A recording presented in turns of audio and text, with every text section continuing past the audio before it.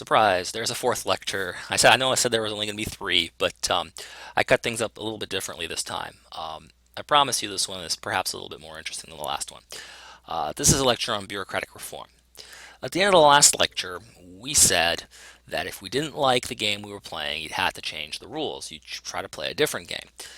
To make the bureaucracies better serve the public, you have to think about how to change the rules that govern the bureaucracy. Changing the players isn't going to be enough. I mean, sometimes you might get marginally better bureaucrats, other times you get marginally more venal bureaucrats, but overall you want to improve the performance of the average bureaucrat, in particular avoid the worst sorts, right, the most corrupt sorts. So what you have to do is try to change the incentives of the players in the game, and you do that by changing the rules of the game. One example of this is the Pendleton Act of 1883. Now, like many developing countries, the United States in the 1800s had a corrupt and often incompetent bureaucracy, which was called the spoils system. What happened was that every congressional and presidential election, bureaucrats stood to lose their jobs if their political party lost power. The president especially got to hire and fire thousands of civil servants as a reward or a penalty for their political loyalties. And of course, the president didn't have to become familiar with the circumstances of thousands of federal officials. What he did was he received lists of names from local party associations telling him who the loyal party members were and who he should nominate. And what brought this spoils system mostly to an end was the Pendleton Act of 1883. Now, in the 1800s, it's worth noting that the national government was trying to do increasingly difficult things. It was trying to manage the economy, it was trying to improve the health and safety of its citizens. These were functions that the founding fathers of the United States hadn't really envisaged for the federal government. They thought that the state governments were primarily going to be responsible for that. The high turnover of civil servants in the spoils system meant that mostly one, political connections, not expertise, were the primary reason that anyone was hired, and very few officials had any experience at what they were doing. They were hired not because they had a long career dealing with these problems, but because they were the most convenient political appointee. So in the years leading up to the Pendleton Act, concerned American citizens organized themselves to campaign for a merit-based bureaucracy, where people would be appointed because they were good at their jobs, not because they knew the right people. These advocates were called the mugwumps. And the Pendleton Act, which they had a lot to do with getting passed, began to reflect this view that civil servants ought to be appointed on the basis of merit, not on the basis of their political affiliations. And the Pendleton Act said, among other things, that government could not require paying dues to a party to be a condition for getting a job in the federal government. Also, lower layers of the national bureaucracy were protected from political appointment. And indeed, rather than have local party bosses appoint members of the national, as to say, federal bureaucracy, federal bureaucrats gained control of those appointments and were asked to appoint people based on their merit, not on their political connections. Now, of course, in reality, it was still possible to game this system, and even today, it's still possible to get a job in the federal bureaucracy through appointment, especially the higher up you go.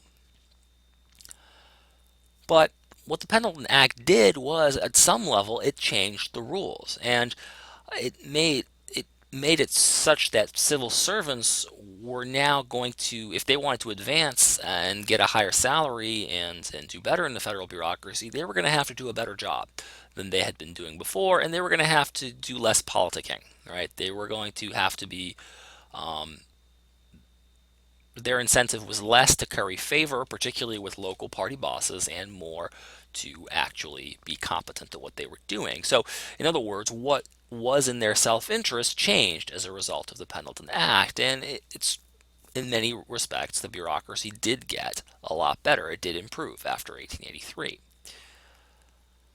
Now, from the 1880s to the 1970s, the federal government's jurisdiction grew significantly. And by jurisdiction here, I don't mean its territory, although territory grew a little bit. What I mean is that the number of things that the government was expected to do grew very significantly. And this growth was based on what I would call a two-pronged faith. One item of this faith was that markets were fundamentally flawed at some level. The markets were great if you had money, but fairly unresponsive to the needs of the poor.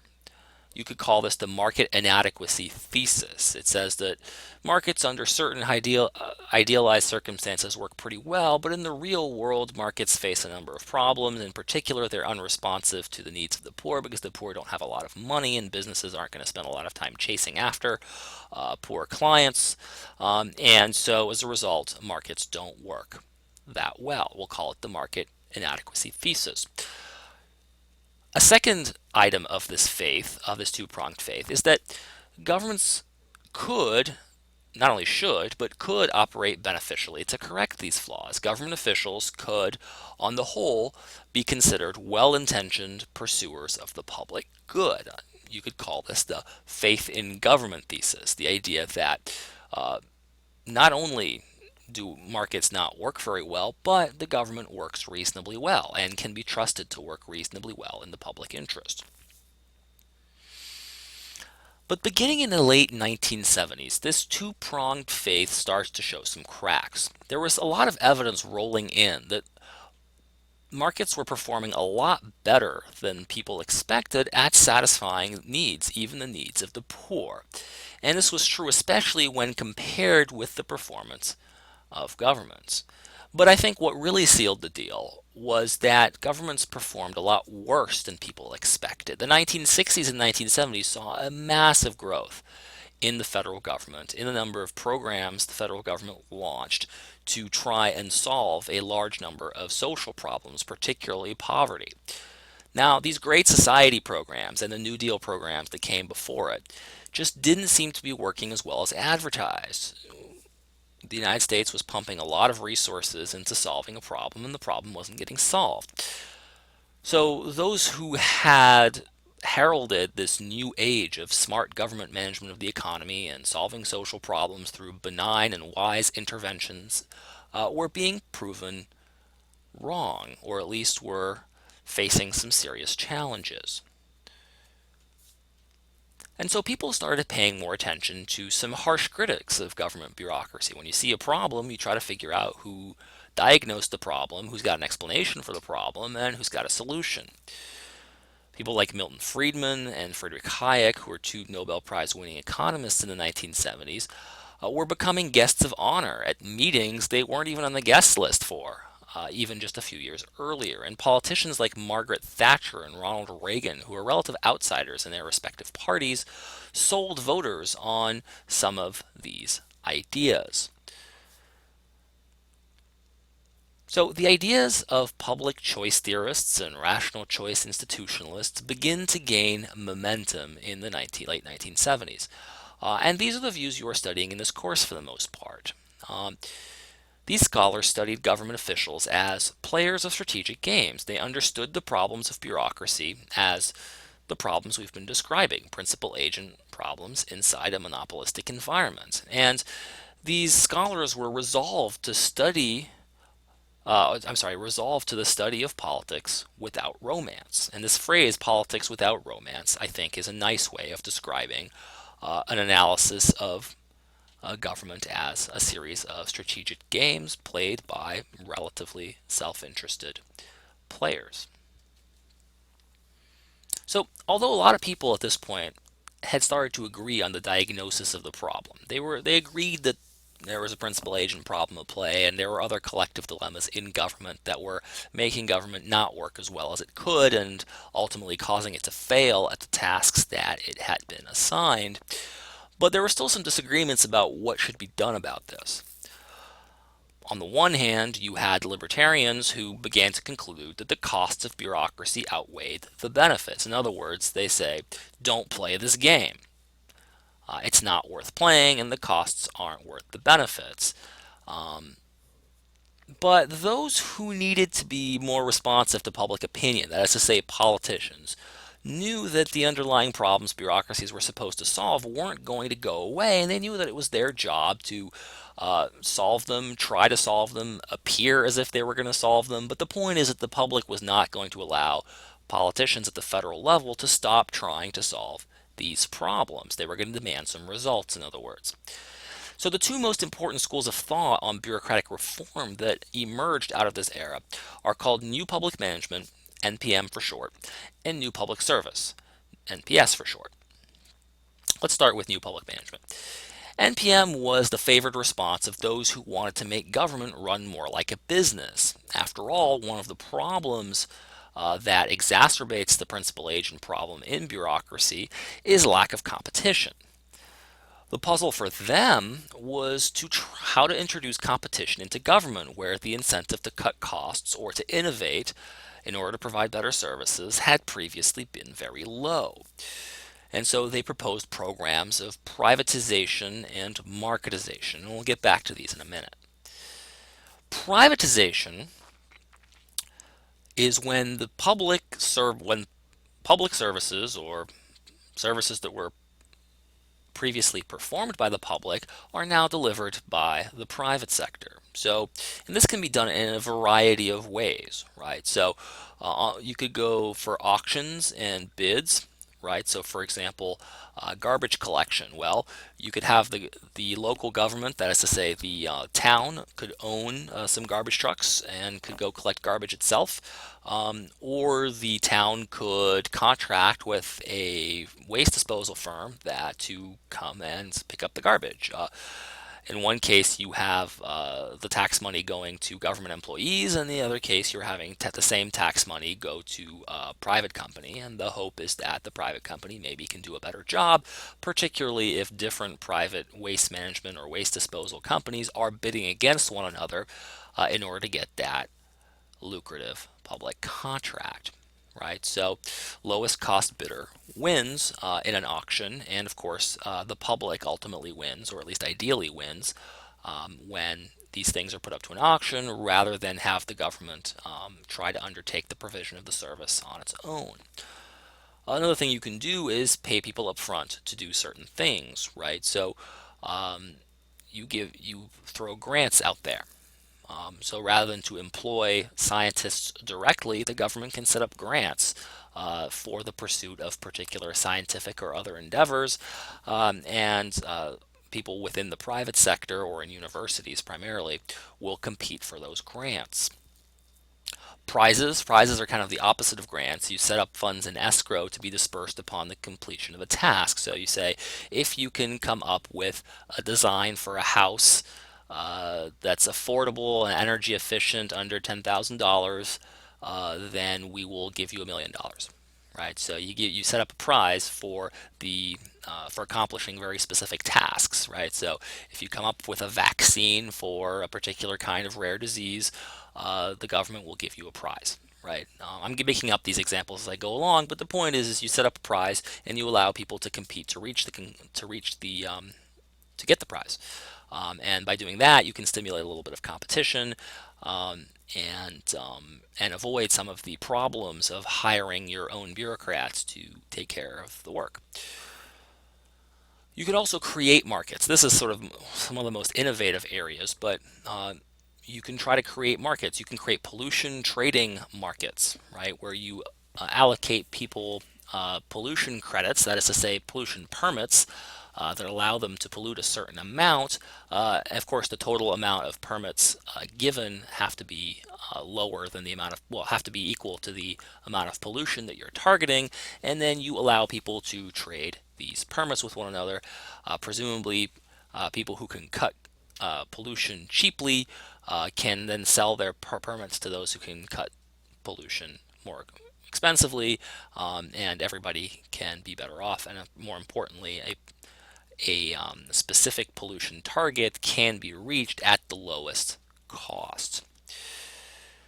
Okay, school vouchers are another way that you can create markets, right? Distribute Many states are starting to do this. The federal government hasn't done this, of course, because the federal government is not directly involved in education. But school vouchers can certainly be a way of creating a market where you redistribute people's tax revenue in the form of a voucher to every parent, and the parent then chooses a school based on his or her preferences and tastes.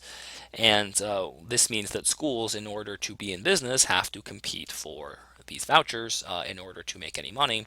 And if they do that, presumably that means that they have to provide better education at a lower cost. And the idea is that that will be all to the good for high school. For high school students, well, it might mean that high school students have to work a little bit harder, but of course, it means that their parents will be assured that their children will be getting a better education. And of course, there's always the wholesale sale, right? So there's always the idea that you can privatize by simply selling off public assets, and of course, you might sell those assets to competing firms.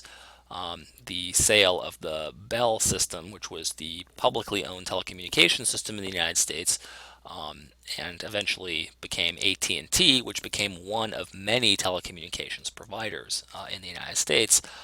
That's an example of a privatization involving sales. Marketization is relatively more straightforward.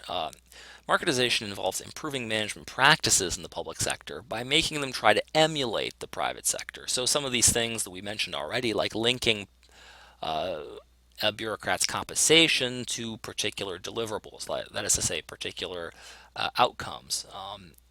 Also, making it easier to fire people who aren't performing. Again, making public sector bureaucracy work a lot more like the private sector.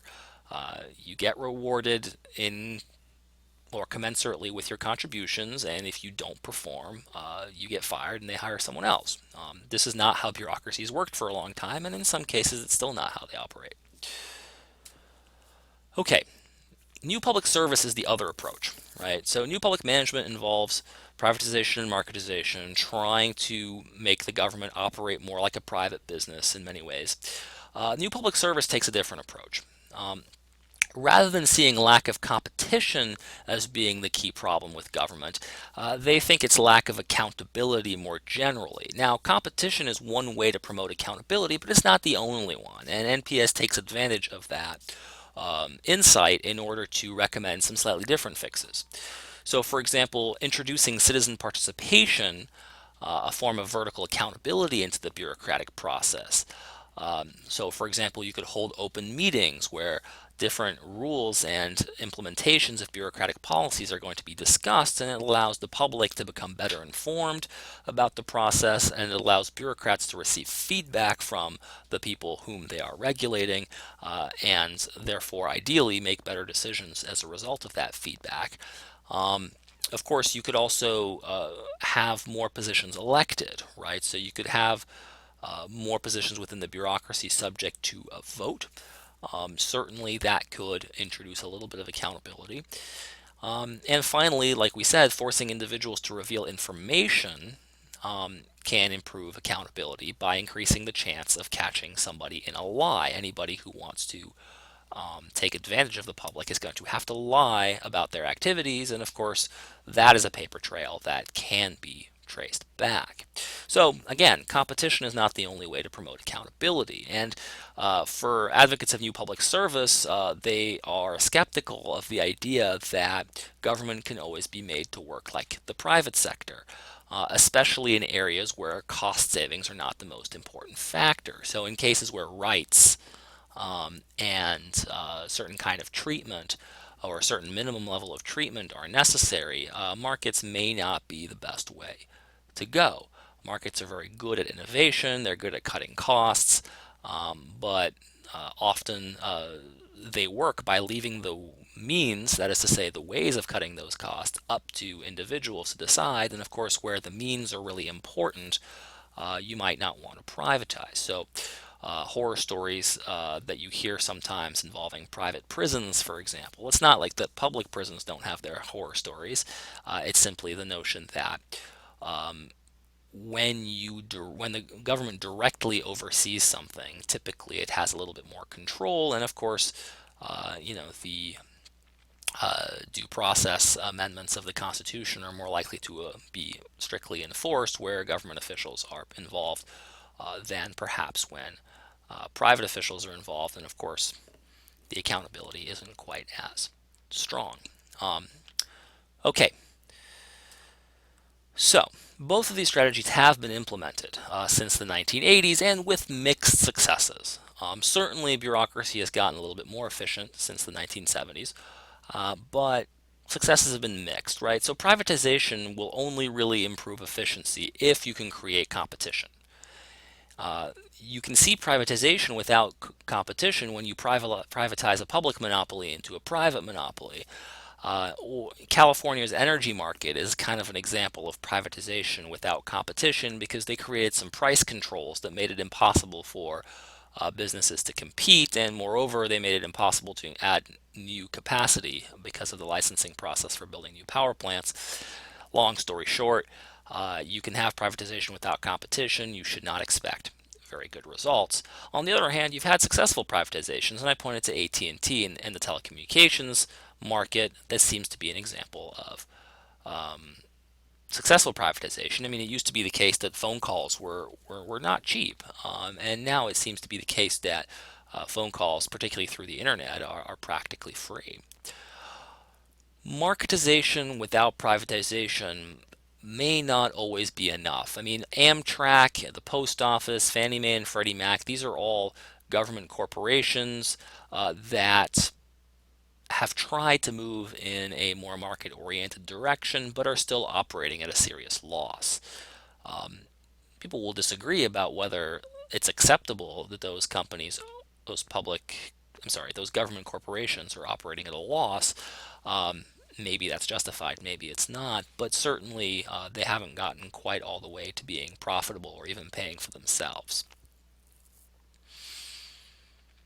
As far as NPS is concerned, it's worth noting that creating lots of public hearings on administrative issues can be a good thing, but also often these hearings are poorly attended, and the people who show up are not necessarily representative of the general public. These are people with an axe to grind, often, who find the motivation to show up to these public meetings, and so holding more public meetings may not be as advantageous. And of course, voting, that is to say, requiring bureaucrats to be elected, that has the same problem as requiring judges to be elected, which is that it's not always clear that the voters necessarily have administrative efficiency in mind when they cast their vote.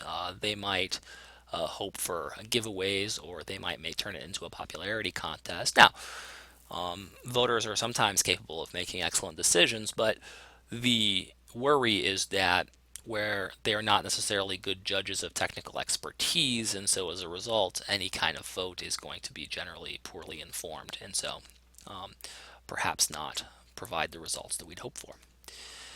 So, what you should take away from this is that getting the incentives right is difficult. Getting the rules right is hard. There's no magic pill here for bureaucratic reform. Different strategies have different costs and benefits, and they have to be carefully evaluated. As voters, we have to face up to the fact that we have to choose between a very imperfect private sector and a very imperfect public sector to provide the goods and services that we all want. Paying attention to strategic behavior, however, can help us avoid over optimism, but also help us recognize opportunities for improvement. In other words, it's the essence of politics without romance.